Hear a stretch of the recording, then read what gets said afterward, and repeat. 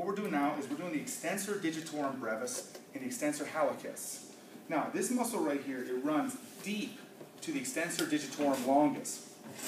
So whenever the function of this muscle is extension only of the toes. And relax that. Now, to find this muscle right here, what it does is this muscle attaches. If we find the lateral malleolus, we drop inferior and slightly dorsal. We run into the origin of this muscle. Now keep in mind, this muscle is small. This muscle might only be 1.5 inches long.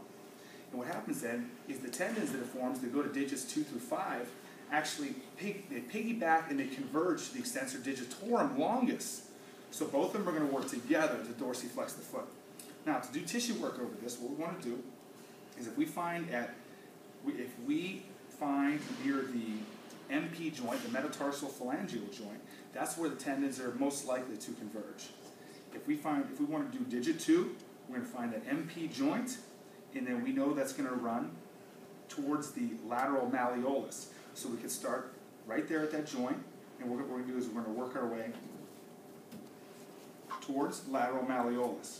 Now, to stretch this muscle, if you want, you can always plantar flex the foot. However, it's not necessary with this muscle. So this muscle here, what we're going to do is the same stretch as the Extensor Digitorum. We're going to take the toes all the way through the dips into flexion, and that's going to hit it. To separate the two for injury, if someone would extend the foot and they would have pain, usually location is going to be how we're going to differentiate the two.